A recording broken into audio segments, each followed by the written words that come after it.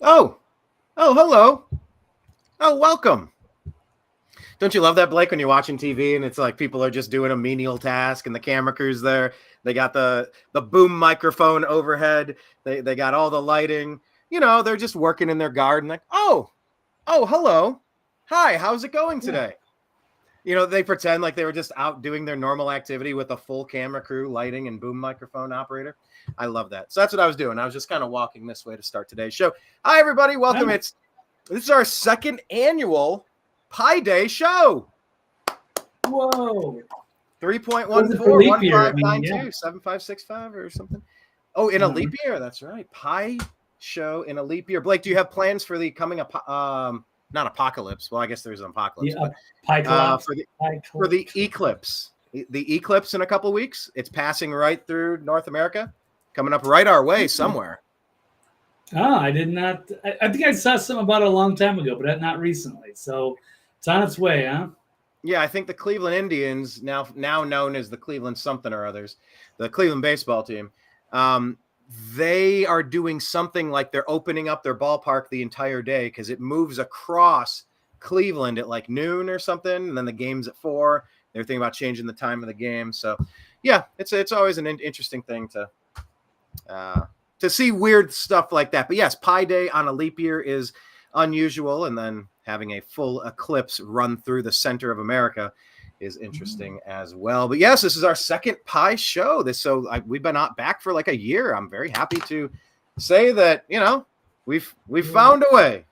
We have found a way. We're still here delivering you news on the Agree to Disagree show on the New American Media. And I want to thank every one of you who's supporting us on our Patreon page, patreon.com/the New American Media, or the people subscribed and all of the other places, the New American Media and the Agree to Disagree show. Thank you so much. If you want to help us, go to that page and go to all of the others, including Rumble, YouTube, X, Facebook, Instagram, Spotify, and others. So Blake is joining us today. Blake is TV's Blake Walley at TV's Blake Walley on X and thenextlevelnews.com. So, there's one major story in the news. This was there in the news when we did our show on Tuesday, but man, they rammed this thing through fast, and I never think it's a good idea when things get rammed through fast. So we're going to talk about our main story being TikTok. Is that the TikTok ban? Is that actually a Trojan horse? We're going to talk about the American voting system. We're going to talk about hateful memes. We're going to talk about Elon and Lemon. Elon Musk. Elon Musk. Yeah. We're going to talk about Liz Cheney, talk about sucking on some lemons. Yeah, Liz Cheney. And should she be honored for her job trying to frame President Trump on the J6 committee? And what's Alex Jones up to these days? Trying to catch your attention as you're scrolling through. I'm sorry, what? Of course, he's really good at that. So without further delay, I want to thank you all for joining. I want to say, please comment in our chat room. I know all of the regulars do, and we appreciate every time you do because we can incorporate your comments into the shows. So without further delay, let's jump into topic number 1.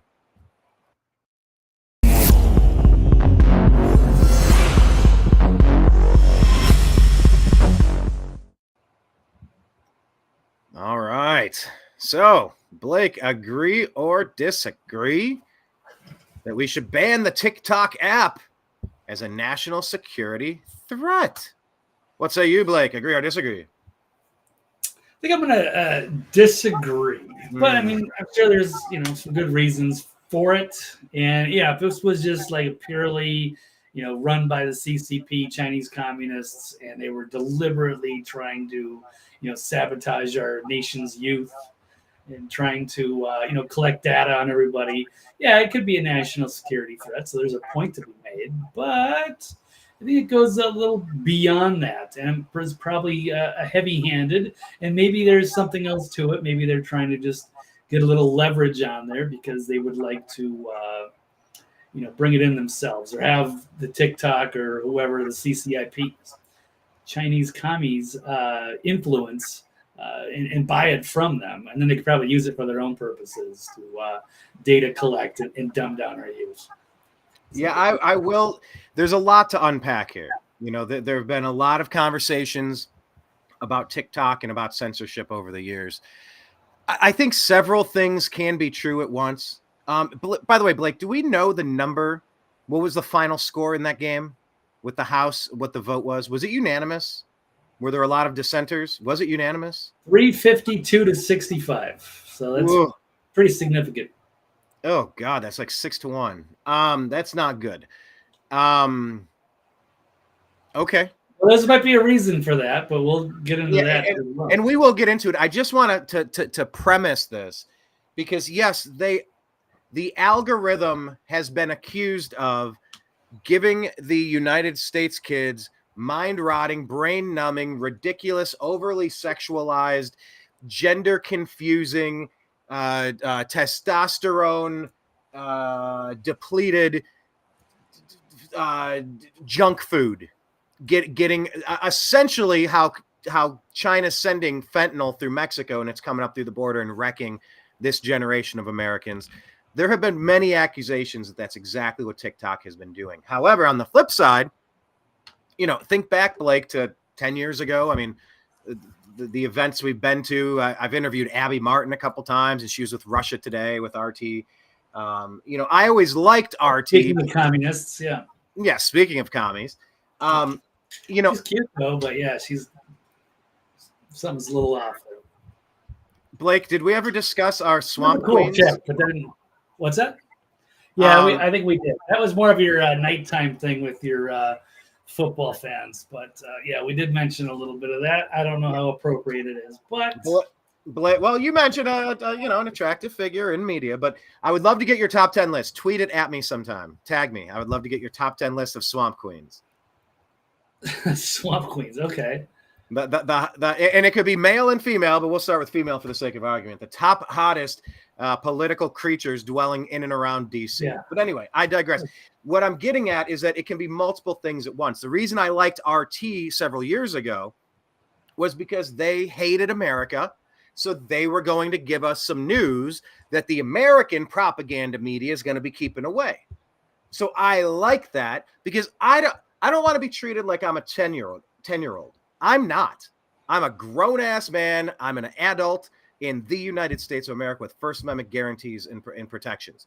This isn't something I'm allowed to have. This is something nobody can F with, except they get it backwards with the Smith-Mundt Act and all the CIA influence changing what news is. And it's all lies. Like we're getting spoon-fed and force-fed half-truths and mistruths. So I like having TikTok there as a check and balance on our media being way too whitewashed and censored from what's actually happening. I want to know what's happening.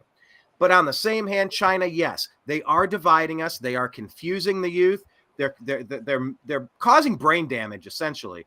And they have a button, like a heat button, where they can make a story go mega viral. And you think back to 2020, it's like one guy has a bad day up in your neck of the woods and the whole country burns the entire summer. It's like in no small part did social media in general play a role in fomenting those flames to get certain demographics fired up to just almost cause an entire revolution throughout the country. So it is nuanced, but should we err on the side of caution as opposed to becoming a reactionary? So if you can unpack some of the nuances for us, I'm all ears. Sure. Well, I mean, I did open a TikTok account like a year ago. I don't know. I haven't used it in a long time. I pressed it just like, I don't know, half an hour ago. And I had to update the app because it's been so long.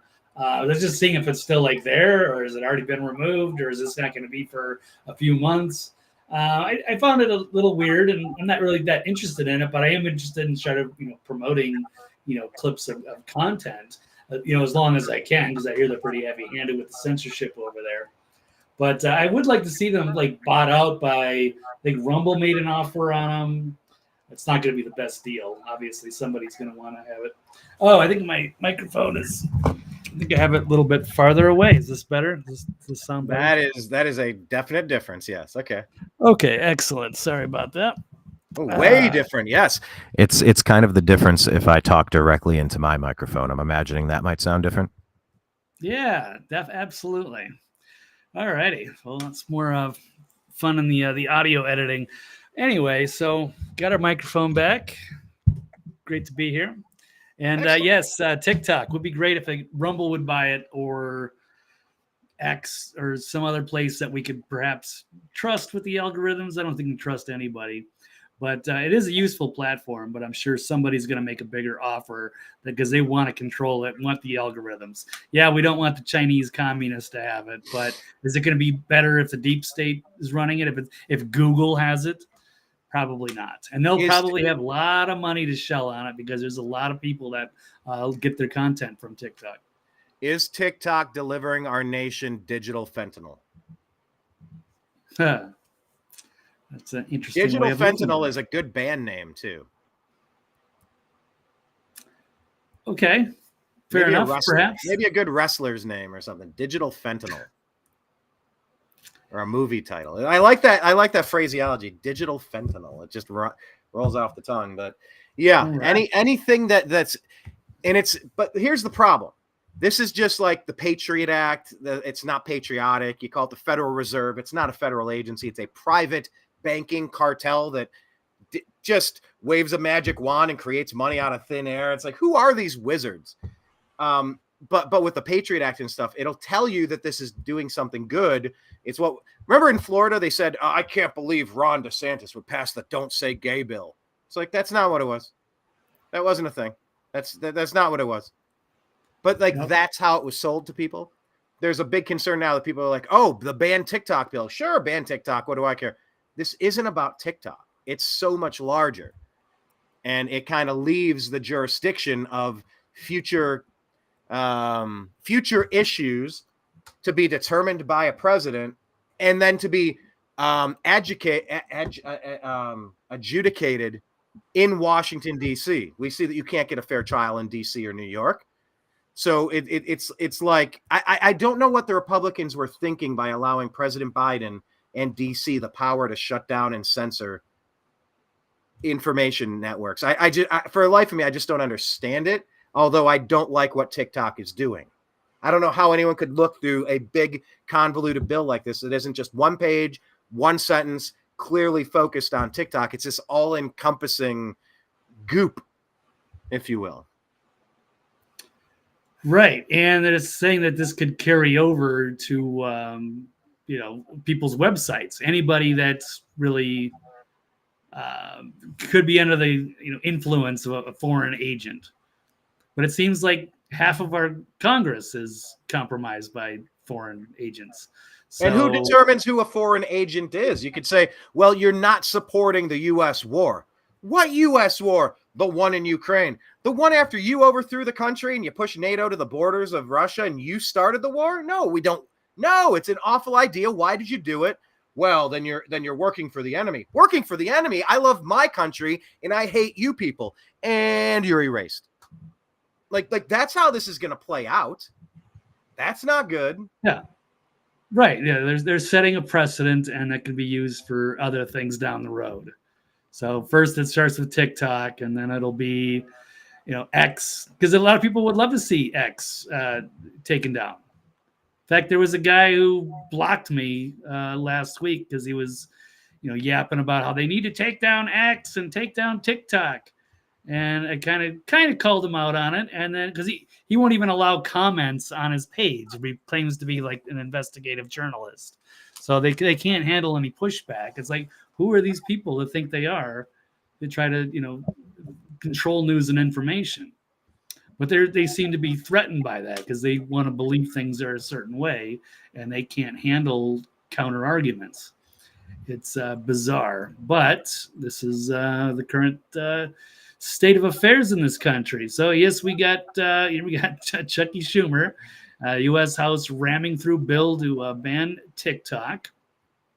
By the way, when we see Chucky Schumer, I always think that there's 12 ways from Sundays to oppose everything that he does. Wasn't that his famous quote after he got 6 ways, whatever. Yeah, same thing. Yeah.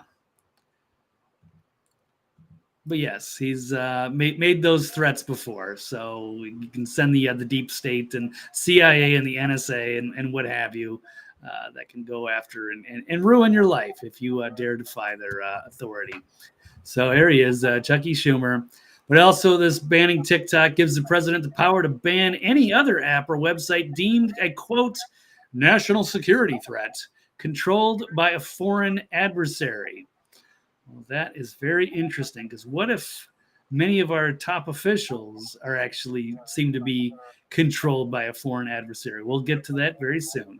So the U.S. House of Representatives overwhelmingly passed a bill that would give TikTok's Chinese owner ByteDance about 6 months to advance the U.S. assets of the short video app used by about 170 million Americans. So, Brian, that's over half the country. That's crazy. I didn't know it was that big. That's massive. So the bill passed 352 to 65. Of course, that's bipartisan. It faces a more uncertain path in the Senate, where some favor a different approach to regulating foreign-owned apps that could pose security concerns. And Chucky Schumer has not indicated how he plans to proceed.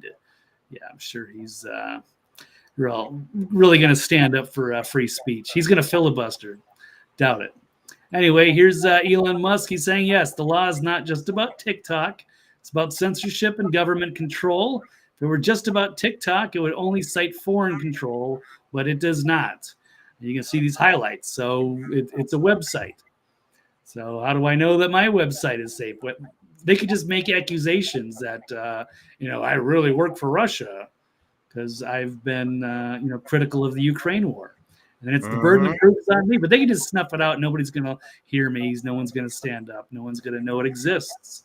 So this is the danger of having this, the government have this much power on anybody. So now Rand Paul is saying that it might not be, he brings out an interesting statement, but he did get community notes on it. So we'll cover both sides. So he's saying reactionaries who want to ban TikTok claim the data can't be secured because the algorithm is in China, but that's not true. The truth is that the algorithm runs in the U.S. in Oracle Cloud with their review of the code, not in China. Maybe we should examine the facts before committing violations of the First and Fifth Amendments. He also says they want to ban TikTok because it's owned by China. He says it's not true. It's owned by the U.S. and international investors, 20% by the company founders, and 20% by the employees. The CEO from TikTok is from Singapore, not China. But there is a community notes. Oh, here it is. It's Scott Adams. It says, does China control it? And here's the community notes saying the Chinese state-owned enterprise purchased a golden share stake in ByteDance, the parent company of TikTok, allowing the Chinese government to outvote all other shareholders. So I'm not exactly sure. So it's a Chinese state-owned enterprise purchased stake in the company. So it's a little convoluted, but either way, we don't entirely trust them. It's an interesting platform, but it's got its pros and cons, and it's got its manipulators of the algorithm, and we don't know exactly who is running everything or why. And also, why don't we pull up this video here to give another counterpoint. Why is the U.S. so keen to ban TikTok? It is about a foreign lobby, but as I say, it's not the Chinese, and that's where I was going to go to. Is it shows that maybe a lot of our current Congress people are being controlled by a certain lobby, influenced heavily, we'll say, not necessarily controlled, but there might be a reason why they voted for this. So let's check out this 2-minute video here. Can you hear it? No. Damn it. Well, no audio. We're back to this again. So why don't I send you this? Ryan, do you have a TV in the background or something? Is there something noise coming from somewhere? I'm hearing a distraction. It's coming from you. But I don't know. No. Okay. Well, anyway. Hang on. Let me turn up the replay. Oh, why are you playing the replay? Yeah, turn that off. I don't hear it coming through my side. I think it's on your side. You might have a window open somewhere. Let me pull up this link that Blake gave me from Information. Can you your YouTube link up while you're watching this? All right. I don't hear it anymore. Okay. It's like I can hear myself through your computer. It's the same All as right, it's whatever. always. You got the link that I sent you on the private chat? Why don't you pull that up and pull that video up? Yes, and check that one out. Yes, I have 16 times to get to a video, and I think I finally got it. There you go. It's at the bottom of that article. Ah, Chucky Schumer. At the bottom. Okay, I'm at the bottom. Okay, these are all comments. Too far. All right, so not the real bottom. Yeah, not all the way to the Kinda bottom. Like the middle bottom. Apparently, it's a hot topic. There's a lot of people commenting on that. So good for the information liberation. It's an interesting site. Okay, there it is. There it is. It's a Jew thing. Okay, let's hear what this guy Oh says. my God! So come on, Brian's terrified to criticize it. Okay, but I'm not terrified of anything. It gets a little old, and I mean, there's truth to it. I know, because you can't defend it, right? I know, because you're 100% biased against it, and you can't handle any pushback, and you're afraid to, right? Somebody's going to be watching. No, it's not right, Blake. I'm not afraid of shit. Career aspirations. Blake, don't paint me that way. Hey, well, you started. You just said it. Go ahead. Yeah, but I mean, it's just you get giddy when it's anti-Jew stuff, and it's I'm not scared or terrified. Whoa! Do not put those fucking words in my mouth. No, it's not. I'm not anti-Jew. Don't even go there. It's not Zionist. You're anti. Right. You're anti that some of these Zionists. That country existing. The Israeli lobbies have a lot of power and control and influence over Washington, Brian. It's not there is a genocide in Gaza, by the way. There's 30,000 people dead. And yes, 15,000 kids. So yes, there are problems on both sides, but I want to agree with Israel about 75% of the time. That doesn't mean I'm pro-Hamas. It doesn't mean I'm anti-Semitic. I just call it like I sees it. But please. Okay, but when you see me terrified, do I look terrified? Do I act terrified? Well, then what? You never criticize Israel. You've never will say anything about them. They could blow up the entire Gaza. They could wipe out 1 million people, and you would say no. You would say, "Oh, they got a right to defend themselves. Oh, they got a right to exist too." Yeah, that's such a radical stance. What a kooky. They started the war, right? I know. Yes, they did. The other side did start it. I mean, these are not kooky takes. And I'm not terrified of anything. I know. Well, then you never criticize them, but you're not even being intellectually honest about them. You will make excuses. So you're saying I'm intellectually dishonest. In what regard? You laid out many discussions on Israel points there, Blake. They were attacked, and they have a right to defend themselves. And yes, they currently exist. They have a right to commit genocide. Do they have a right to retaliate? Yes. Do they have a right to go after their hostages? Yes. Do they have a right to go take out Hamas terrorists? Yes. Do they have reason to carpet bomb whole cities and kill mostly civilians? No. So where is my intellectual dishonesty and terror? Because you'll never admit that. Because you'll make excuses for them constantly. And you'll never admit that there's a genocide. You'll never admit that Israel's heavy-handed. And they could blow up a church and you would say, oh, they had a Hamas headquarters there. They could blow up hospitals. They could blow up kids everywhere, starve out their children, and you will make excuse. Well, they started the war. They have a right to defend themselves. Hamas started first. You use the same talking points over and over. It's like Laura Loomer or Ben Shapiro. So, yes, I think that, yes, you do get sort of intimidated to criticize Israel ever. We've had these discussions many times.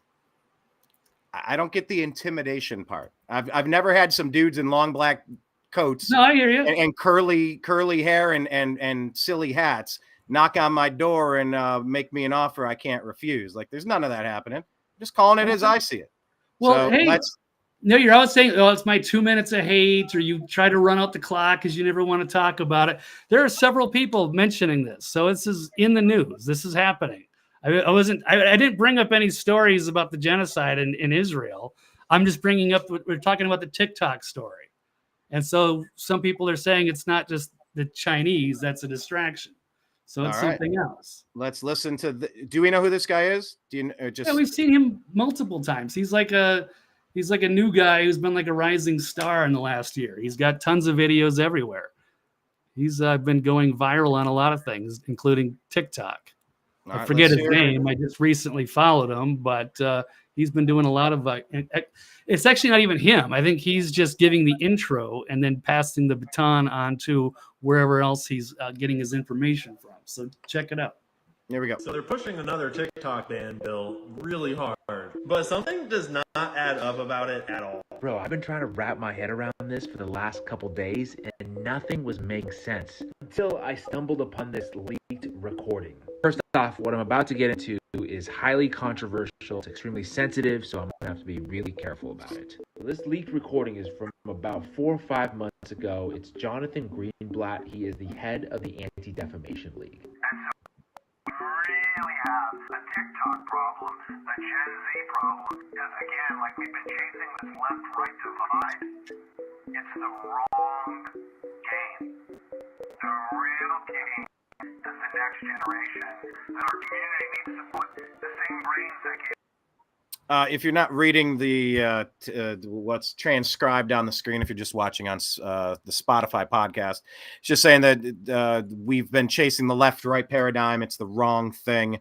The millennials, Gen Z, we've kind of lost them. Give us exactly the same brains that gave us all these other amazing. There's also Jonathan Greenblatt of the ADL. Clear as day, we have a generational problem, we have a TikTok problem, and we're going to need to put all our energy into this. And if there's any lobby that owns more U.S. politicians, it is this one. I can't really say it out loud, but this is the one. Democrats and Republicans alike.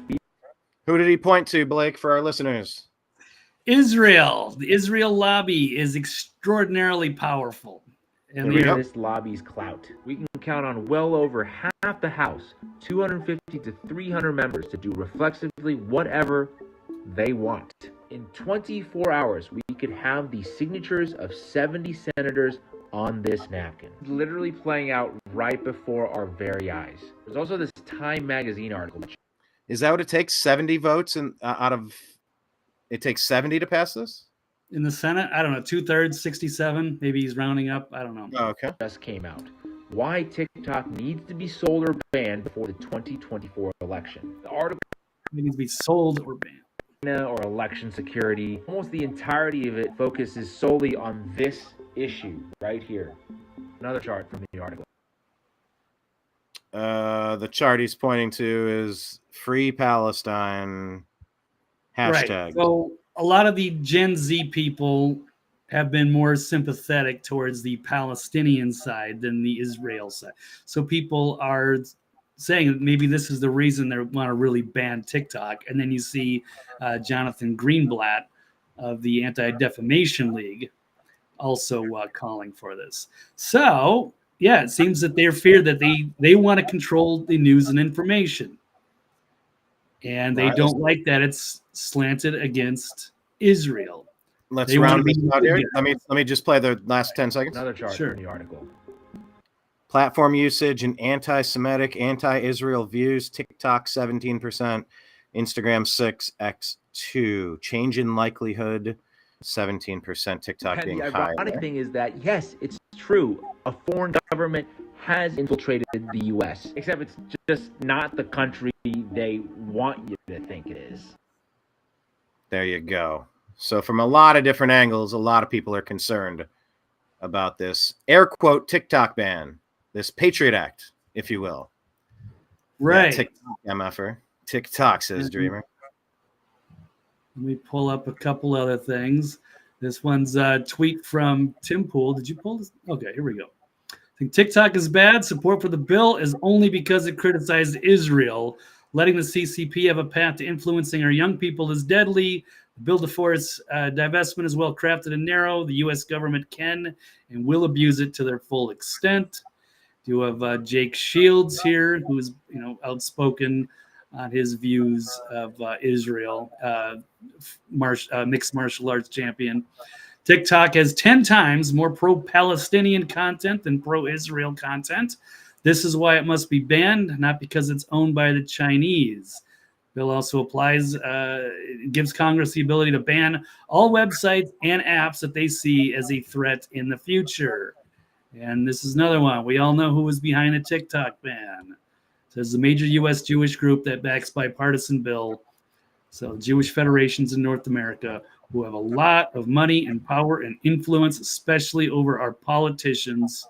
So this could be a very good explanation of why it's happening. So whether it's the communist Chinese or whether it's the Zionists and they don't like the way that they're being viewed, and which is understandable.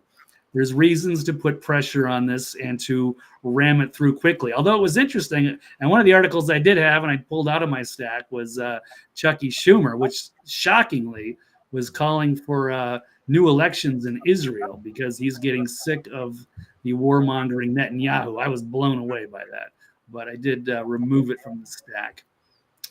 But anyway, there's one other we have not watched. We already talked about one Kentucky senator. Now let's talk about Thomas Massey. Yeah, it's like two of the only good ones out there, Rand Paul and Thomas Massey, both from Kentucky. What's in the water? It must be that natural limestone water that makes that bourbon so special. Makes good libertarian representatives. Perhaps. So, did this get removed off of here? Okay, so, Brian. Okay, here we go. I have not seen any of this video, but this is what Candace Owens is putting out. Always listen to what Thomas Massey has to say on any bill. I agree with that. I agree with that statement right there. Anomaly too is all. We kind of have a general, almost like a consensus of. Well, I mean, there's people. Candace and AJ are kind of on the same page with a lot of major things, and you know, there's different factions of people that tend to overlap. But you know, Anomaly is a very big Thomas Massey fan. Why wouldn't somebody be a Thomas Massey fan? Even if it's something we don't agree with, he's going to kind of give you information that Thomas Massey will. It's a good perspective. It's a solid perspective. It's a careful, nuanced, well thought out perspective as well. Oh, I need to play this one. Well, I don't know if mine's going to play or not. So why don't we check it out on your end and you can play. We can stop and start whenever. It's a 4-minute clip. I haven't seen any of it, so we can just kind of give a live reaction to it. But Candace is endorsing it, and I'm curious what he has to say. What's his perspective here? All right, I have the page up, but then I got to click this, then click that, then click share, then click back over here, then wait for my screen to switch slowly so that I can there it is, maybe. Okay, here we go. This is Thomas Massey. Wait, it's already playing. Why is it playing? Hang on. Check the volume. All right, Thomas Massey on the Tik-Tok stuff. Volume up. The gentleman from Kentucky is recognized. Thank you, Mr. Speaker. I know the other side is sincere, and we've not questioned that here today, and I won't question their sincerity. In fact, I think they've identified at least 3 problems that we have in America: moral decay of our society, invasion of Americans' privacy, and our competitiveness with China. But in this case, their cure is worse than the diseases. You know, there are ways to get at these root problems. We just haven't taken it upon ourselves to address those root problems with actual legislative solutions that have been put forth here in Congress. For instance, Mr. Warren Davidson's The Fourth Amendment is Not for Sale Act would put a strong stake in the ground to protect Americans' privacy, whether it's from our own government or some foreign governments. That is the kind of thing we need. And that's true. We need that. We need that with X back when it was ran before.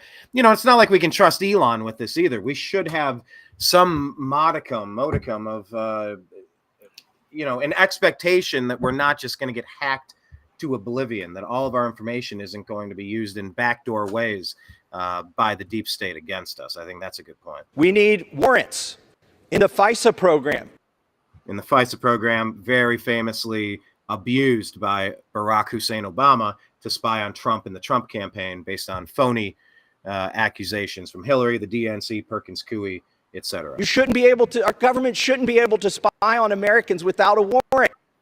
And of course they do, because they use the Five Eyes program with other countries across the world, so they can spy on our people. We'll give them a name and say, hey, wow, it would be terrible if you spied on this person and then sent us what you found. It's like all they're doing is outsourcing the rendition programs of torture in Northern Africa, like they did a little bit ago. So they're outsourcing the spying. That has to stop. Yet they are. Let's bring that to the floor and vote on it. These are the kind of cures we need, not the bill that's offered here today. The bill that's offered here today, even though I know it's offered genuinely, it could also be named the Facebook Protection and Enhancement Act. And is there, Blake, is there a universe where you would want to protect and enhance Meta as a company? Have they been good to us? Do they deserve being enhanced and protected? No, Facebook and YouTube are awful now. Agreed. Because it's not the American people who are going to benefit most from this. It will be Facebook. Their stock is going to go up if this bill should pass the Senate. Well, we'll have to determine what Nancy Pelosi invests in to see if it's going to go up. Now, what are some ways that we could improve this bill? Well, at least have a sunset. I mean, that's the only reason we're able to debate whether FISA should have warrants in it, because it sunsets. And what have we observed? FISA's been abused. That's my concern with this TikTok ban. It will. It's banning TikTok and ByteDance and copies of that. Why does it need to be 13 pages long? And I know they say it doesn't ban it. It forces divestiture of the company. This sounds like when American companies try to do business in third world countries and a dictator says, well, you can do business here. You just got to give me your company. And now you can continue to do business. We wouldn't let another country take over Ford Motor Company for selling Ford cars in their country. Yet that's what we're wanting to do here. And again, you know, this is a cure that is worse than the disease. Who's going to be prosecuted by this bill? Is it ByteDance or TikTok? Will they be taken to court? No. I mean, they're the target of this, but how do you elicit or effect a ban on them? By prosecuting Americans. The only way you can ban TikTok and the other companies from being here is to say what this bill says. And he's right. If it's as simple as banning TikTok, make it one paragraph, not 13 pages. Which is, we will bring civil action. The government will bring a civil action suit against you if you so much as host them here. If you have an app store that allows them to be here, you are an American or an American company, and you will be the target of this bill. By the way, remember when they did that to Parler? Parler around the election time in 2020 into 2021, Parler was getting big because everyone was getting censored on Facebook and YouTube and Meta and Instagram, etc. And people went to Parler. That, you know, that was pre-Telegram. That was it was kind of pre the full explosion of Telegram and Rumble, but Parler was starting to get big, and this is the type of thing that they did to take Parler out. It's slightly different, but Parler, they definitely kept them. Gab, Minds, and then they came out with Truth Social. There's been multiple platforms, and yeah, they don't like the competition. They don't like when people have the free speech that they can't control. And I love free speech, and I don't like being controlled. Those are the only people who can be pursued under this bill. And I know it's in TikTok, or so they say. Well, I would just close by saying that, you know, we're sitting here with phones made in China. We're wearing suits made in China. We drove cars here with chips that are made in China. And they're our foreign adversary. And by golly, we're going to do something about it. What are we going to do?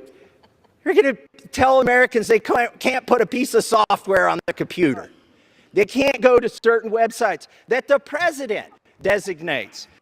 Who thinks it's a good idea for the president to have the ability to unilaterally shut down what you're allowed to see? You shouldn't want Trump to have that power. You shouldn't want Biden to have that power. So even our forefathers would be against that power. Oh, Blake, our five fathers would be against that power.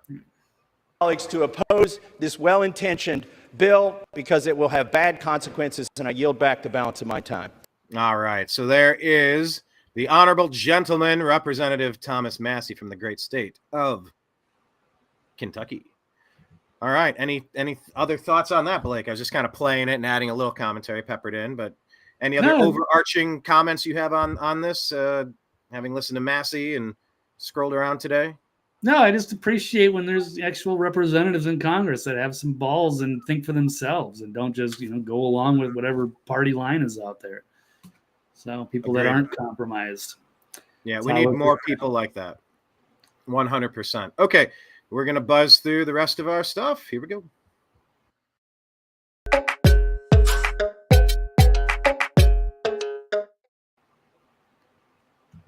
All right, now, Blake, agree, disagree that our modern American voting system is a mess by design? Because obviously the influence of TikTok is on the front, in the front cortex of the brains of the people making policies right now, trying to protect and defend or trying to secure an election coming up. Is our system a mess because it was designed to be a mess? Yes, absolutely. I mean, it wasn't designed all the way, but in the last, I don't know, maybe 20 years or so, it's just really gotten progressively worse, or regressing now. So yes, whether it's machines or not being lax on voting ID or checking signatures, or of course when they really changed everything with the COVID era, where you could just do mail-in balloting, or early voting. There's so many things that they've done and not keeping up with the voter rolls. Many things have been sloppy, and it seems that is by design, because they were criticizing. Let me pull it up. It's actually just based off of a tweet, not actually an article I found, but I thought it was very interesting.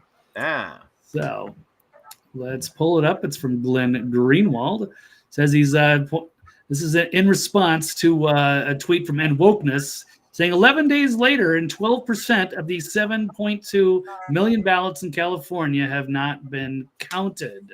Oh, that is insanity. Right. And he's saying, saying that's a rogue state. That is a failed state. You count in one day and that's it. I don't know who started trying to normalize the inability to count pieces of paper. You figure it out in the first day. And you know what? If you're unable to do this, you don't get to be a state anymore, because you're disenfranchising the other states, especially when you're counting illegals as part of your population. These are people that have not come in the legal routes. They have no voting rights. You should be penalized congressional seats for every million illegal invaders you have. I like that, Brian. Yeah. You should be penalized 1 million instead of given 1 million representative voices out there. Hey, that's a bill I could get behind. Yeah. One sentence. Right. All right. Well, he's pointing out the contrast that in Argentina, where they got Javier Milei, so they hand counted 99.9% of their 27 million paper ballots in less than 6 hours. That's why they have all these different precincts, and you can have a few people from different representatives of the parties, and everybody counts, verifies the count, and then you send it in. It's not real difficult. It's the easiest thing to do. It is the easiest thing to do. And Glenn Greenwald is saying, as I've pointed out many times, Brazil's population is 215 million people, not much smaller than the U.S., about 2/3, saying voting is mandatory in everyone above 16. And it happens on a Sunday, so everybody's off, so it's like a voting holiday. It says the full vote tally is released within hours of the poll closing. That's how it used to be, Brian. We used to have presidential election. We would know who won by the time we went to bed. But that's not what I remember from 2020. And I was right there in Sedona, Arizona, waiting for the results to be named. I was doing a live show. I poured myself a bourbon, ready to announce, of course, President Trump. The only question was, did he get all 50 states? And it was like, okay, this is steamrolled. And then all 6 or 7 states magically paused for the first time in U.S. vote count history. Totally normal, guys, while we fortify this election. Like, don't whiz on my leg and tell me it's raining. By the way, go to CISA.gov/rumor control, because they want their countervailing views to say that was the only time that malfeasance and tomfoolery didn't occur in an election. 2020 was the only pristine election ever, because, of course, Democrats have criticized every time a Republicans won and questioned the validity of those elections. But 2020, according to CISA.gov/rumor control, they think their countervailing view is that it was perfecto. Mwah! Chef's kiss. A little bit of salt off of the forearm, and it's done. Of course, Joe Biden's our most popular president ever. Didn't you see the love for this man out on the campaign tour? That's the reality they want you to believe. And that's why they want to shut down alternative news sites who provide countervailing views to their deep state Bullshit. Right. Now, you remember all the people just lined around the block to hear Joe Biden speak during 2020? Oh, Every city you went to. Oh, wait, that was Donald Trump. Right. and they had all those hats that said "Make America Biden-esque again." Yeah. Like those were so popular because he was so popular because he had the most votes in U.S. presidential history because he's so popular, and he was polling at such a high rate before magically all of the candidates decided to drop out on the same exact day. Wow, seems like the same puppet masters are controlling the party, like they controlled the election. But go to CISA.gov/rumor control because they would offer a different countervailing view. Perfecto election. Most secure election ever. Yes, Absolutely. that part. So, okay. But according to Glenn Greenwald, crazy Glenn down in Brazil, he says the complete mess in the U.S. is a choice. And I think I'd I would agree. have to agree. Okay. I would agree. And I would also add somebody who I do consume the content of on a semi-regular basis, Scott Adams.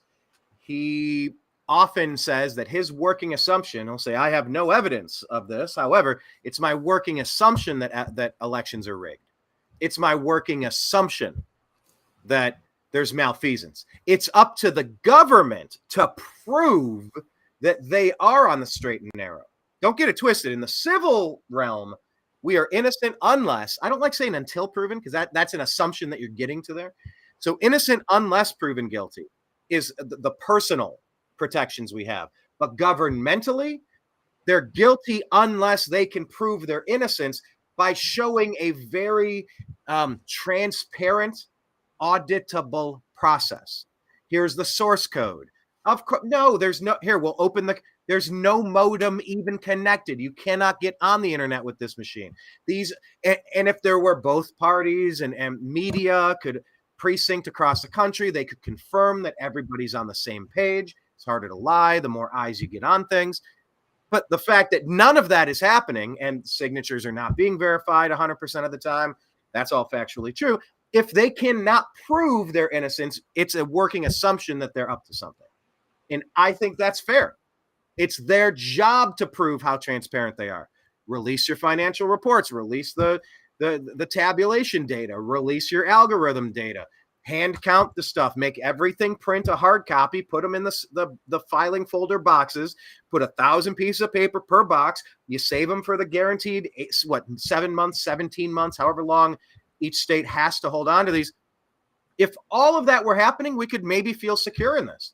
The fact that it's not happening and we don't feel secure, it's intentional. I agree 100%, even though that wasn't a story. That shows something that Scott's been saying and something I've agreed with for a very long time. If it smells fishy, it might be fishy. Yeah, well, if it's not transparent, then they're probably hiding something. Yep, I think that's fair. All right, you pulled something up here. Is that from the same site? No, not necessarily. I'm just getting ready for the next story, Brian. Just hold your horses there, buddy. All right. So do we have anything else? Go, but I'm just I'm just reducing the clutter on my screen here. So gotcha. Feel free to rip wherever you want to go. Is that all we have to say about our modern American voting system? That was just off of one tweet, Brian. All right. Well, let's keep things frothy here. How about this one? Should Blake agree or disagree that we should imprison people for sharing hateful memes, even privately? I am going to disagree on that. That's a bit heavy-handed. Now, I know this is in Belgium, but they're setting the precedent. It certainly could come here. There's a Belgian nationalist sentenced to a year in prison over hateful memes. This is also shared in a private group chat. So, Brian, you have some private group chats, like for the New American Media. And imagine if people put tweets on there. It doesn't even have to, what define hateful? I don't even know what that depends on what they consider hateful. But you can't control everybody and what they want to put up. You're selective on who you allow in there. You wouldn't just let some, crazy, Nazi in there to make awful, horrible things. But even if you did just accidentally, would it be your fault? Should you go to jail because somebody shared a hateful meme in there? This is a Belgian nationalist activist. Like I run. Yeah. Oh, I thought you were asking me a direct question. I was just saying I run 50 different groups. Yeah. How the hell could anybody know who everybody is? There's no possible way to know who everybody is, and you're not your brother's keeper. Everybody's responsible for their own stuff. And by the way, memes are currency. Memes are get the hell out of my life. Right. Like, yeah, good. No, yeah, whoever controls the memes of production. Is that I don't know exactly. All right, I'm butchering quotes. Won't be the first. The memes of production. Yes, there you go. To each according to what is it? For their ability to their memes. Yeah, we'll have to kind of do that. Right. But so here we go. Now this is Belgium, but don't be surprised. They want to set this precedent and bring it over here. So this is Belgian nationalist activist and former member of parliament Dries van Lagenhoven was sentenced to 1 year in prison for being part of a private group that chat 7 years ago where people shared, quote, racist or anti-Semitic memes.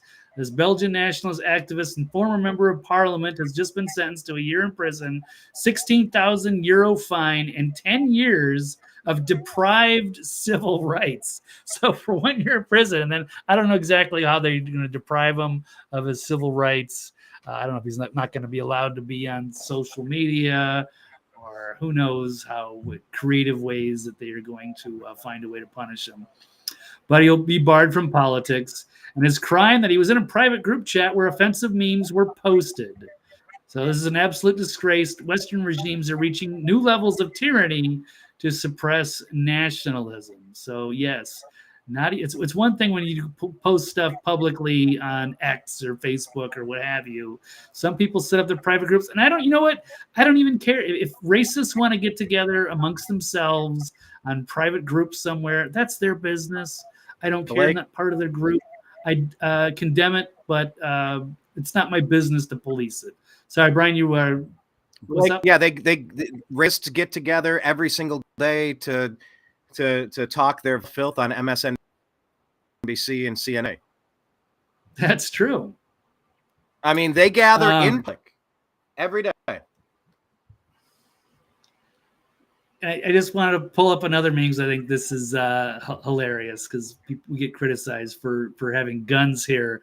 But you notice, like in Australia is a great example. Canada is a great example. The heavy-handed tactics by the government. And France is another great example of just them running over the population because they can. It's very easy for them, especially when they're heavy-handed during the COVID lockdowns. This is a good meme. So the Brits gave up their guns, and now their government can put them in jail for Facebook posts. And this has also happened there as well. So, they need to fix that. This is what happens. That's why we have these checks and balances in this country. Yeah, go ahead. Agreed. Yeah, well, England needs to get their weapons back, and so does Canada, our neighbor to the north. I just want to share this because this is echoing, like they're definitely doing this across the globe right now. They're trying to push this. I just wanted to touch on this. It's from CBC. Civil liberty and law critics say stiffer hate crime sentences in online harms bill is troubling. Civil liberties group is warning of draconian penalties in the new legislation. The Liberal government is proposing draconian penalties in the criminal code, part of its sweeping plan to target online hate. The Canadian Civil Liberties Association warns. Justice Minister Arif Virani tabled the long-awaited bill earlier this week. Billed as a way to address dangers that children face online. But, of course, it's not just, won't somebody protect the children? It also includes the introduction of stiffer penalties for hate offenses. Now, of course, this is me talking, but is this hate for everybody who defines hate? Like, it's such a goofy... Anytime this stuff is brought up, you really do have to reject it, even if you are against hateful words and hateful people. It's just such a goofy, lazy catch-all. The bill proposes increasing the maximum punishment for advocating genocide to life imprisonment and allowing sentences up to 5 years in prison for other hate propaganda offenses. But once again, who is the arbiter of defining what hate is? You got a war over there in Gaza, for example, Blake. Maximum punishment for advocating genocide. So there could be Israeli supporting people saying, empty out all of Palestine, sick of getting bombed by these idiots, good riddance, every last one of you, genocide, long live Israel. On the flip side, you could have people saying, Israel, it's more like the state called isn't real. They have no right to be there. From the river to the sea, those vermin and fleas should be exterminated. Genocide against Israel. Long live Palestine. Hashtag Palestine's awesome. Like, both sides would probably be advocating for wiping out the other side. So that's genocide. Like, that is genocide. And who defines when you are actually reaching these points? Who actually gets to define these terms and set these things in motion? We've seen President Trump get attacked in New York. We've seen him get attacked in DC. It's like, just find the right person and anybody can charge you with anything anywhere. Just depends on who's in power at the time. So anyway, Canada's going through this as well as Belgium is, and the civil liberties group saying it risks chilling free speech and undermine the principles of proportionality and fairness within the legal system. So yeah, Blake, this is something that's happening all over the damn globe at this point. Like, they are really terrified of 2024 happening without them having their fingers on the scales of justice. Yeah, right. And memes are very powerful. They actually banned them in Saudi Arabia, and they would absolutely do that in many other countries if they could get away with it. That's crazy. And by the way, the United States was sort of founded on a meme. It was Ben Franklin with the United We Stand, Divided We Fall, or it wasn't that. It was Unite or Die. It was the cartoon of the snake chopped into 13 colonies. It had the little names of the states, and that was the first American cartoon. Some say maybe the first American meme. But yeah, I mean, America was created, birthed from a meme, from the meme of, not the mind of Minolta, from the meme of Ben Franklin. So what do you meme? What do you meme, Kenneth? What do you meme? Anyway, all right. So we will probably not be in favor of imprisoning people for sharing harmful memes. Anything else to add on this one before we get to Elon? No, I'm good. Yeah, we can bring Perfect. that one on. Chugging along here. Okay. Agree or disagree, Blake, that Elon Musk was wrong to terminate Don Lemon's new show? Agree or disagree? Elon was wrong to terminate Lemon. I am going to disagree. Yeah, Don Lemon really ran a hostile interview. He just got this promotion, got this kind of new job. He's going to be on X. And yeah, he has the interview with the big boss, and he really went after him. It was inappropriate, over the line, like he's trying to dominate him and on his own platform and trying to smear him. Oh, well, we can run this. Actually, Brian, I'm going to have to send this to you. I keep forgetting because I don't know if my audio is even going to work. So let me send that to you now. Send it to me and then go ahead and try and Did you see it? Did you hear about this, Brian? I saw some clips. Yeah, I'm eager to react to what you have just now showed me on Paul Joseph Watson's modernity. Right. Yeah. So, Tucker Carlson now runs his show pretty much exclusively on X now. And Don Lemon, obvious, big hack from CNN, who's bounced around, fired, was struggling to stay there. And then he gets his own show. So you're thinking, okay, well, let's see what Don Lemon does when he's not under, CNN. Let's see authentic Don Lemon, as Tucker calls him. And what does he do? That's exactly what I was going to call him. Don Lemon. I can't think of him any other way. Okay.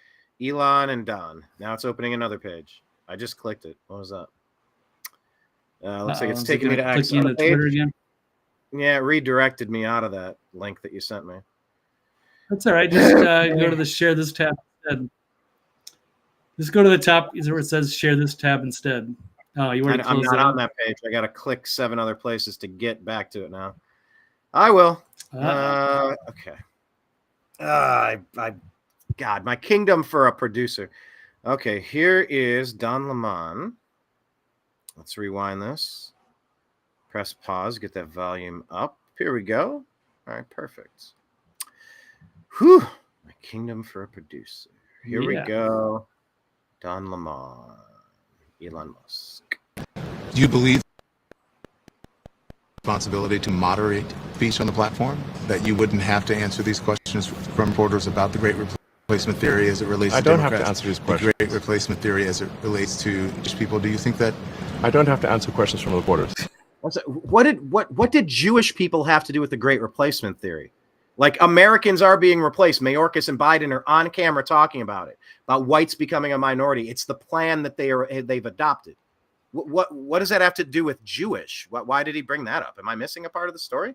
Because Elon was like made some criticisms earlier, and he's had his own issues with Jonathan Greenblatt of the ADL, and then allegedly maybe he went to what was Auschwitz with Benny Boy Shapiro to try to redeem himself and what have you. The point is, it was just like hitting him with these like surprise little gotcha questions, trying to catch him off guard, asking him difficult questions.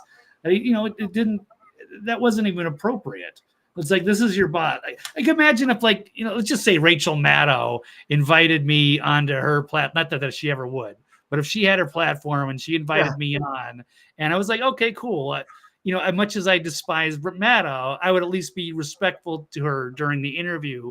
I'm not trying to, show how great I am and try to, I'm the dominant person here and look at me. I'm going after, but that's what Don Lemon did. And it's amazing that he would do that and think he could just get away with it. So it's ridiculous. And so, yes, he's been criticized because he's basically the same CNN reporter. Now he's just on X. So we wanted to see this authentic Donald. Hey, I'm not on CNN anymore. So now I can be myself and say what I really feel because I'm not beholden to my corporate sponsors or Jeff Zucker or what have you. And so Elon was like, okay, sorry, dude. I'm not here to answer these questions and you're terminated. Here we go. Let's continue on this. Replacement theory as it relates to don't have Democrats. to answer these questions. Great replacement theory as it relates to Jewish people. Do you think that? I don't have to answer questions from a Don, the only reason this interview is because you're on X platform and you asked for it. Otherwise, I would not do this interview. So you don't think? Do you think that you wouldn't get in trouble or you wouldn't be criticized for these things? I'm criticized constantly. I could care less. Illuminating in so many ways. All right, I have two things I want to ask you about that, Don. First, he looks so proud of himself. Oh, he was, and he was like basically blaming Elon for all, like, he's like responsible for all hate speech on the platform, and it's led to school shootings and this and that, and it's the replacement theory, and it's racist, it's Jews, and then it's racist for being replaced by immigrants, and it's just like he just boom one after another, just taking these shots, and it's like, wow, the balls on this guy. And then he goes right to CNN, where he got fired from because he was awful. And now he's so proud of himself, talking to this, probably an intelligence asset, Aaron Burnett, who's not a real journalist, probably works for the CIA. But they're so proud, like they got the big gotcha on Elon Musk. So it's insane. But yeah, you can go ahead and run it. First, the great replacement theory, as you bring it up. Once again, he didn't bring it up. Biden, Mayorkas laughing about it, talking about how great it's going to be that whites will be a minority in the country. I've watched the video 100 times. It's the Democrat strategy. What is the complication here? You see 15 million people flooding into the country. This is the Democrat plan. I don't know what the hell this has to do with Elon Musk. Has tweeted a tweet he shared. Increasing illegals boost Dem voting power, causing them to recruit more. If Dems win President, House, and Senate, they'll grant citizenship to all illegals, and America will become a permanent one-party deep socialist state. Is any of that out of bounds right there? That this is all not at all. Right. He has, and they're allowed to criticize it and say where it's wrong, but they're not. They're just pointing it out and saying, see, this is bad because we said so. And hey, it's just probably why some of those school shootings occurred. It's because of this, dangerous inflammatory rhetoric. And it obviously increased the Democrat voting power because they count illegal people in. There are no illegal people. Yes, there are illegal people. And the blue states want to count them because every rational person fled crazy blue cities and blue states during the pandemic and will never reside there again till their dying day. Will never go back to a crazy blue city or state like you and I, perhaps. But another thing on that, they really want to get rid of that electoral college. You've been seeing them push that for the years now, especially because of that benefits them, these big, heavy blue cities, and they can bring in all these immigrants. And then, that totally ruins the electoral college and the presidential vote. They can easily swing things. You see those blue and red overlay maps? The entire country is red. In 2020, they all went for Trump, except for like 6 urban areas and a couple of little peppered other spots. The whole map, I don't know what percent, 90%, 80%, 95%. It's all red with a couple of big blue cities with massive Democrat votes. Otherwise, the whole country's red. Anyway, I mean, the implied, everything that the Democrats have done is an implied promise that they're going to grant citizenship to all illegals. And yes, it will be a permanent one-party deep socialist state, of course. Directly. How much does he stand by these ideas? Well, he didn't quite seem to understand that he did that with Jewish people. It's a great replacement theory thing that he did with Jewish people. Once again, the fixation on the Jews. I don't know. Oh my God, this is so stupid. He got in trouble and he had to go to Auschwitz and answer questions and apologize and go with Ben Shapiro. But he doesn't understand that sort of rhetoric that he talks about, the great replacement theory and migrant invasion. So it's wrong for Elon to talk about what Mayorkas and Biden have said in public and what they're doing currently. This guy's out of his mind. That's what radicalized shooters use in their manifestos. No, actually, the radicalized shooter in Nashville, it was about being trans and hating white people and straight people and privileged people, which is similarly almost exactly what the Democrat Party preaches every day, what the deep state Democrat media preaches every day, and what the Democrat politicians do every day. Divide, divide, divide, and make a white person bad, make a straight person bad, make a Christian person bad, make a male bad. They're all about intersectionality, Blake. The manifesto, that was that trans shooter hated people that weren't trans, right? I mean, am I misremembering the manifesto, the most recent one we're talking about? The white Christian nationalists, they were in that area. Yeah, it was pretty bad. And they still haven't released it all. They just got a few pieces of it. Oh, that's right. Yeah, I remember the white Christian nationalists. I remember the trans shooter in Nashville, the one Crowder got a hold of. Like, it was that she hated white people and hated men and hated straight people. And it was all of the vile Democrat CNN talking points, not Elon. Yeah, exactly. Those exact words. The people who go and shoot up people, whether they be Latino people who live in Texas or black people who are in a supermarket what about Nashville? Is he mention Nashville? Or Jewish people who are worshiping? Oh, he's just talking about Jewish people again. Like he's been on the air for 2 minutes, and I've heard the word Jew 45 times. Like, this is a little weird. Those people use the same rhetoric, but they are tropes. Rhetoric and tropes, like the ones they use ad nauseum, over and over and over and over and over and over. Yep, demonizing MAGA. They're fascists. They're Nazis. Yeah, fascists, Nazis, authoritarians, right? Insurrectionists, democracy, right? Deniers, big lie. Worst thing since the Civil War. Yeah, it's a million 9/11s. Yeah, either racist for Latinos or black people or for Jewish people. And I wanted to know if he felt any responsibility as someone who has one of the largest social media and information platforms in the world. 250 million people. A 250 million people. I think it's 455 or 500 million users a week. And it doesn't seem that he feels that he has any responsibility with that. Responsibility for people being who they are. Like, that's what an open conversation is. It's a conversation. It's an ongoing conversation, and you listen. Because he seemed really averse to facts. Elon is very averse to facts. Right. As this guy who's lied to us and gaslit us for 10 years, who's been on the number one lying network, probably tied with MSNBC, CNN. They've done nothing but gaslight and lie for 8 years of Trump and for God knows how long before that. But Elon doesn't, what do you say? He doesn't believe in facts? Right. These are the ramblings of a madman, Blake. Is there any other way to interpret this?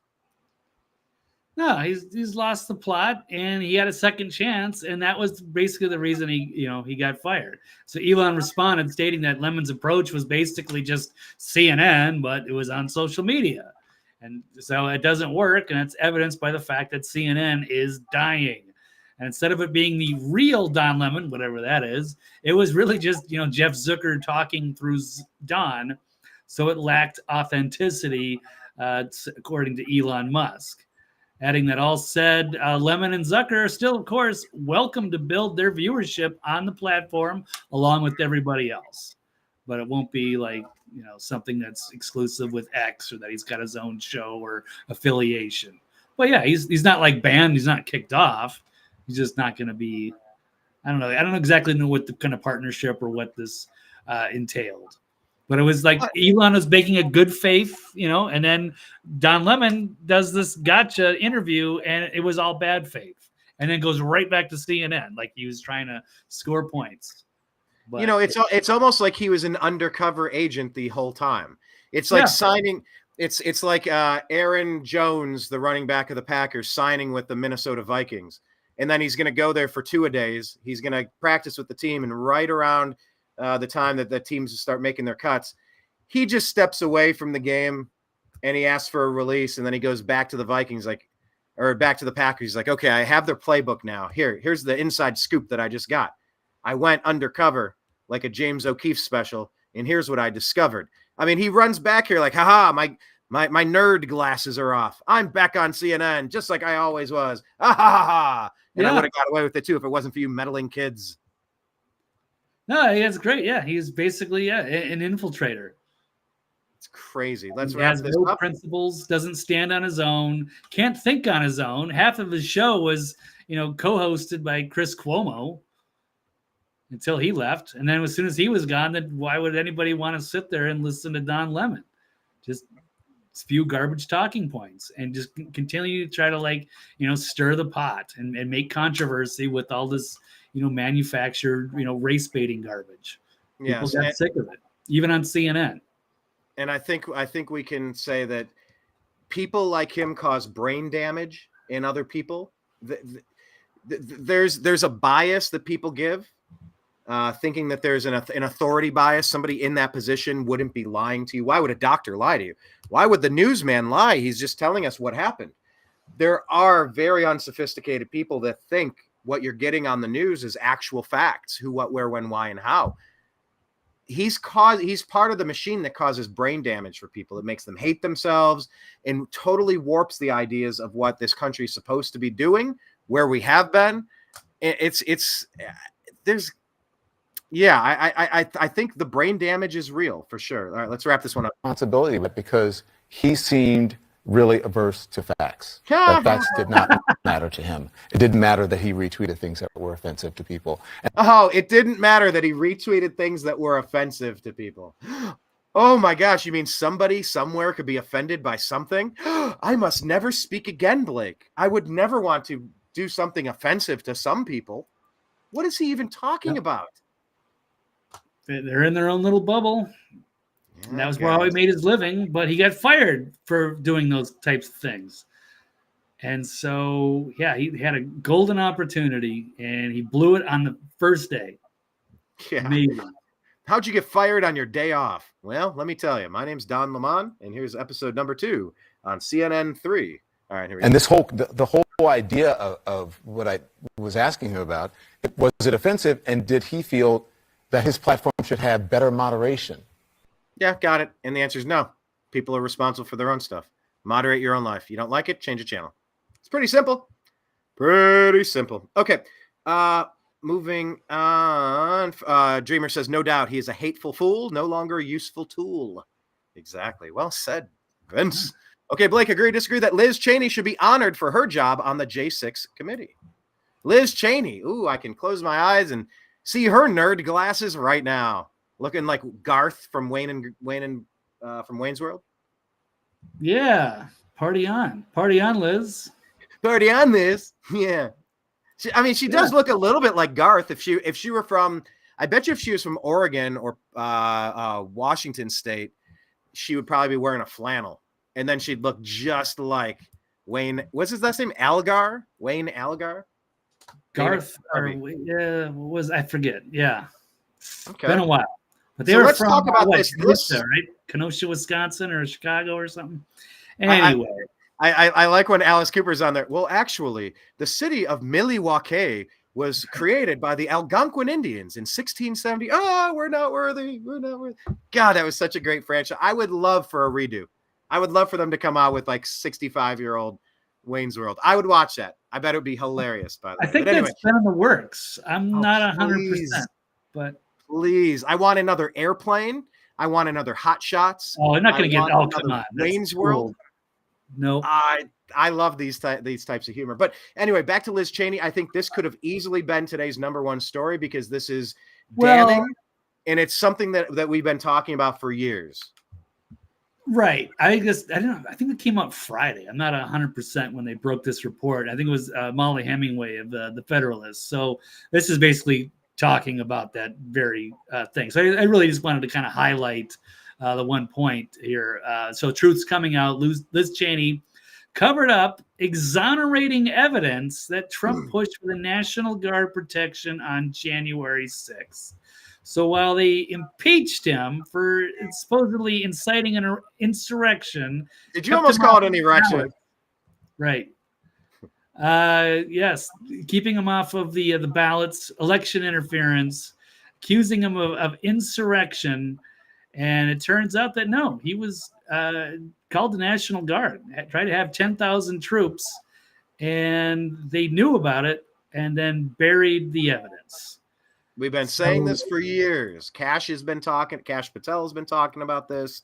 Multiple occasions, Pelosi and Bowser and the Capitol Sergeant and whatever the exact person. It was like a 3-panel team. Mayor Muriel Bowser from DC, Nancy Pelosi in Congress, and then the head of the security.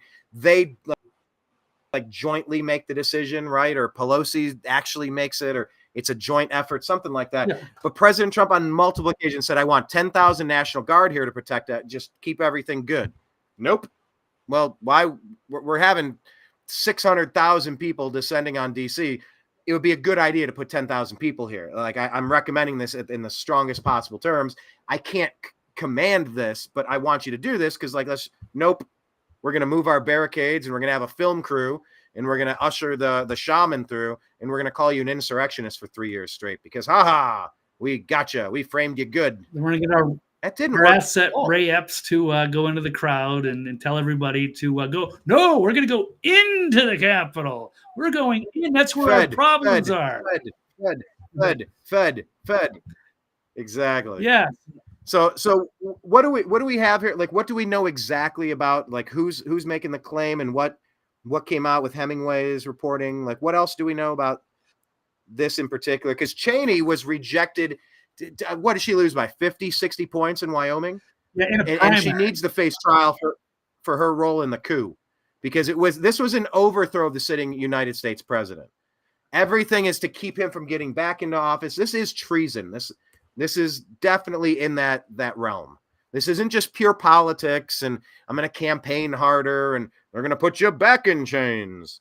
Like just regular stupid politics stuff. Like this is framing a human being and committing treason and staging a coup. This is well across the line here, Blake. Oh, yeah. So they showed how Cheney and the J6 committee falsely claimed that there was no evidence to support claims made by Trump officials that they requested the 10,000 National Guard troops. But yet there's an early interview they conducted showed that was exactly what happened. Cheney personally attended this interview and took part in it, yet it mysteriously disappeared from the supporting documentation. The interview January 28th of 2022, and it involved Deputy Chief of Staff Anthony Ornato. He told Cheney and the others present that he overheard the White House Chief of Staff at the time, Mark Meadows. He was pressing D.C. Mayor Muriel Bowser to enlist the services of the troops to protect her city. In addition, he testified that Trump thought 10,000 troops would be needed to help keep the peace. And moreover, Ornato reported the White House was frustrated by the slow deployment of assistance on the day by Acting Secretary of Defense Christopher Miller. So his testimony matched that provided by former Chief of Staff to the Acting Secretary of Defense, that would be Kash Patel, who maintains that he was present when Trump authorized 10,000 guards ahead of January 6th. And he also wrote a piece, and we covered that briefly in the last show. Said several other officials were present, and they testified under oath that they did make the request, and that Mayor Bowser and the Capitol Police were informed of it. So, but they, said he's a Trump loyalist, and they suppressed his testimony. And in addition to lying about the existence of the interview, Cheney and her committee took steps to ensure the transcript would not be viewable by the public. They also launched a campaign to damage the reputation of Ornato before they conducted follow-up interviews with them. So I think I'll just stop there. But yeah, so that kind of throws their whole insurrection narrative out the window. They deliberately framed it to make it sound like Trump, orchestrated an insurrection, impeached him over it, and then, withheld evidence that could have exonerated him and painted the whole thing in a different light. So either way, I mean, if the public would have known that they prevented 10,000, national security or, National Guardsmen, National Guard, that's one thing. It's another thing because Brian, you and I were there. I mean, imagine if there were 10,000 National Guardsmen wrapped around the Capitol. Nothing would have happened that day. Ashley Babbitt would still be alive. We never would have heard about the shaman. None of these people would be in a DC gulag, and there would be no insurrection, no impeachment, no keeping Trump off the ballot. And this is all done by the Democrats and what they did and they did not do.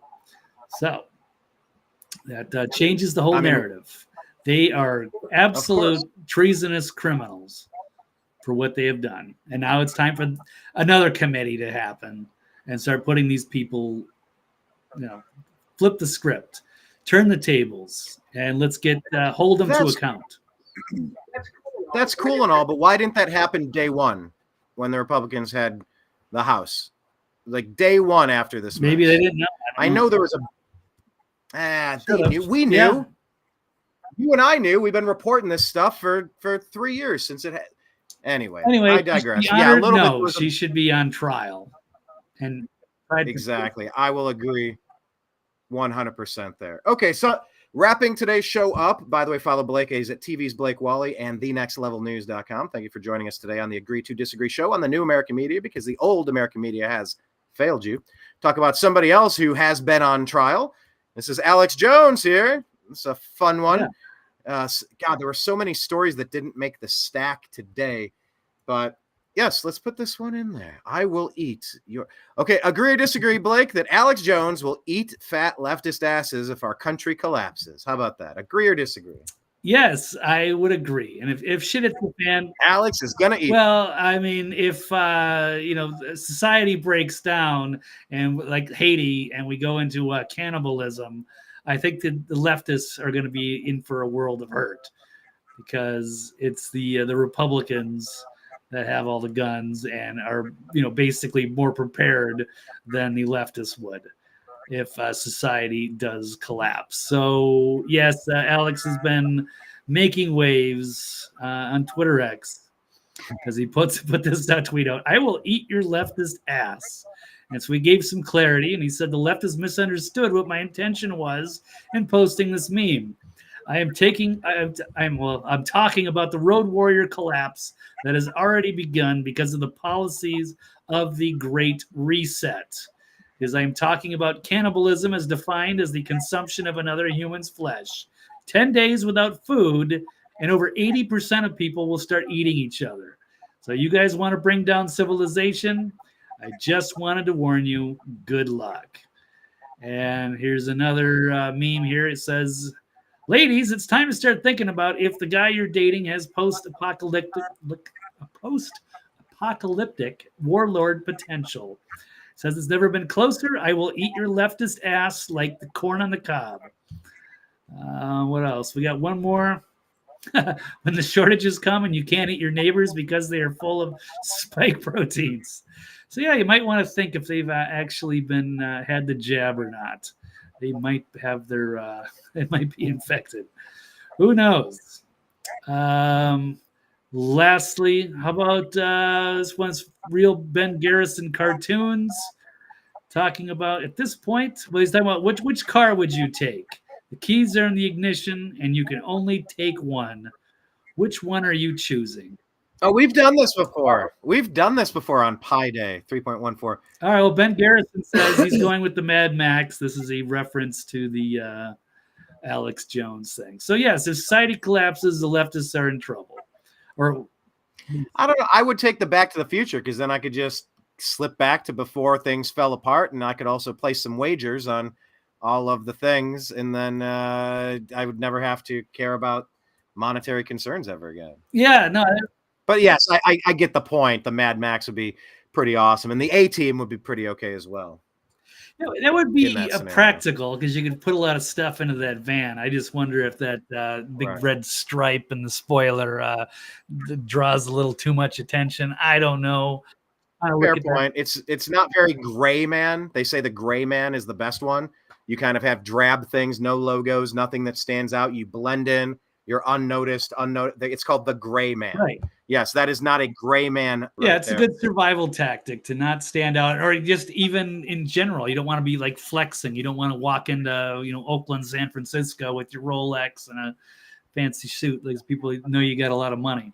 And whereas also like during a real apocalypse, are you going to be out there in all your camo gear and your Molly backpacks like stacked to the gills, or are you going to have backpacks that look like you're a college student, you got a regular JanSport on? If you got something on you that makes you look like special forces, well, you're kind of outing yourself right there.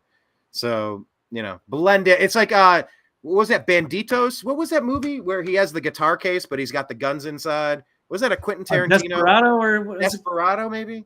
Was that what it's called? It's a guitar case, but it's so yeah, you blend in. So they made a few of those movies. Yeah, I was listening to Caravan to Midnight today, and he was talking about how cannibalism, they're discussing how that's a racist trope, how it's, what's so wrong with just eating people? If we can bequeath our property to people when we die, why can't we bequeath our bodies? Just chuck it into a pot and make some soup. But yeah, it's just the insanity of things collapsing. Yeah, we're only 3 days away, 72 hours away from total chaos.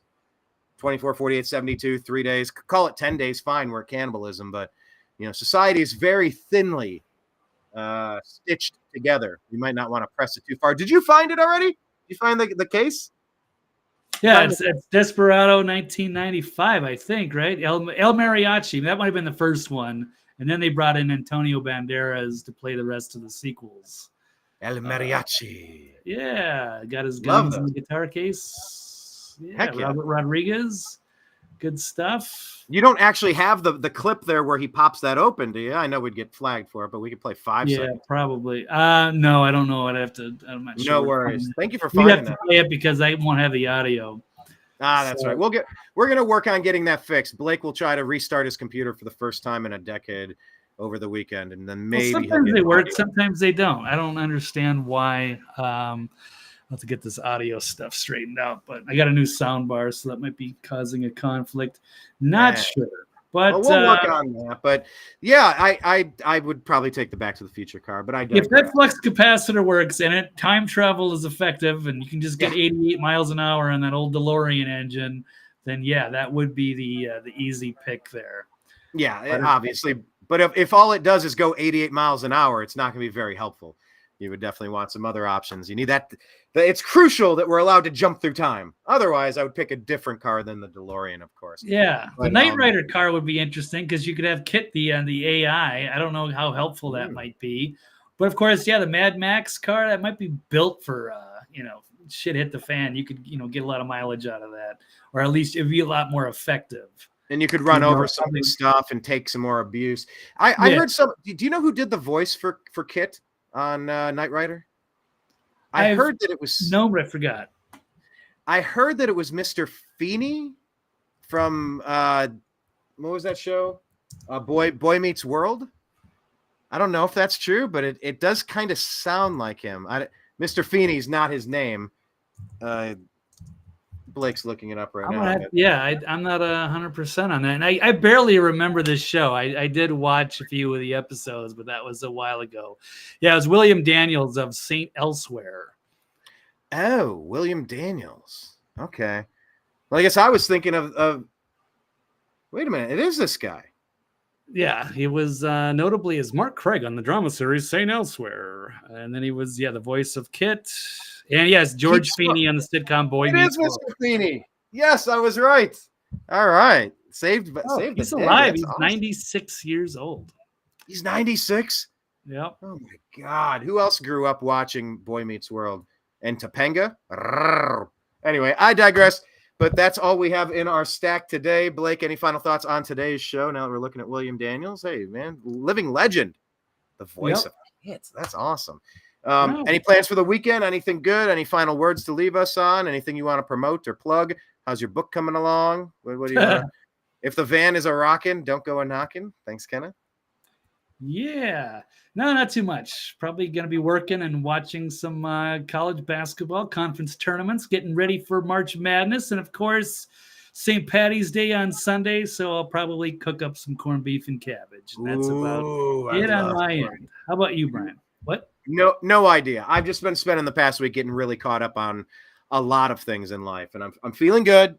But once again, it's like every time you do something, it's done, but it's not done. Then you got to go back and do 3 more things. And then you got to undo a couple. It's kind of like a hamster wheel. It's like a never ending cycle of hoops you got to jump through, similar to how college was. It's just do this, do that. Can't you read the signs? Signs everywhere, signs. But no, it's been a good week. But yeah, more work on the horizon. Probably going to try to get out in the yard a little bit and plant some food. So I would encourage everybody to really start paying attention and putting some seed in the ground. Maybe you can get an early bumper crop. And if you don't have a lot of property or any property, you got stuff you can grow in pots on your front and back porch. You got microgreens you can grow in your window. There's all sorts of things we can grow. So I will be doing some gardening and a lot of working. But yeah, man, today was really good. I think we buzzed through a lot of stuff, and that's a nuanced thing, that Tik-Tok bill. So we're going to have to kind of figure out what the Senate does with it. Normally the House is normal and the Senate is crazy. But now it's like the House just went full bore on this. Could the Senate possibly block this? I don't know. I would suspect it's not going to happen, but who knows? Maybe it'll die in committee somewhere and it'll never become law. But we will follow it, and we will bash Liz Cheney because she deserves it. And we will tell you about what's happening in the world, because that's why the new American media exists. You're tired of being lied to. So, Blake, I appreciate you, sir. Thank you, Brian. Thank you, everybody in the chat rooms. Great times. We'll look forward to the next show. Absolutely. Thank you so much, Blake. Enjoy your weekend. And for everybody out there watching, the places that you can find us, and I beg of you, I ask of you that you can, because just like how Don Lemon can have his show taken from him, you can also lose us on youtube.com/the new American media. So subscribe there, hit the notification bell, please leave some comments. We have 14 years of shows. Can you please play some of them? Let some hours accumulate. We're trying to get back in the good graces of their algorithm. I know it's a fruitless endeavor, but I'm trying it nonetheless, because why not? We're also on Facebook. The New American Media has a page. Find us and like us there. It's also a group. TNAM's The Agree to Disagree Show. Find us there. It's a private group. You'll enter it and they'll say, how did you find us? Say, Brian invited me. You could say Blake invited me too if you want. On X, follow that guy. He's at TV's Blake Walley. And follow the New American Media at American_media_. On Odyssey, that's our backup to YouTube. So just search the New American Media, hit subscribe. On Telegram, TNAM and TNAM Chat. TNAM for the New American Media. On Rumble, we're growing Rumble. Please follow us there, the New American Media. And on Spotify, the Agree to Disagree Show. Subscribe. Truth Social, the Agree to Disagree Show. All those places, final two, the newamericanmedia.com is our homepage. If the world goes crazy and we can't get on any social media, we will publish from the New American Media. And finally, if you like what you're doing and you want to buy us a cup of coffee, that would be greatly appreciated, since it's tax time. And oh my gosh, it's not free to stay in business. But that being said, you can go to patreon.com/the New American Media. You can either buy us a cup of coffee or really start funding independent journalism, because maybe you have more money than time. Then in which case, give us some of that money, and then we can give you some more of the news while you focus on making money and we focus on giving you the news. It's a partnership, if you will. So for everybody out there in the TNAM universe, I appreciate you. I love you. And we'll talk to you again soon. Take care.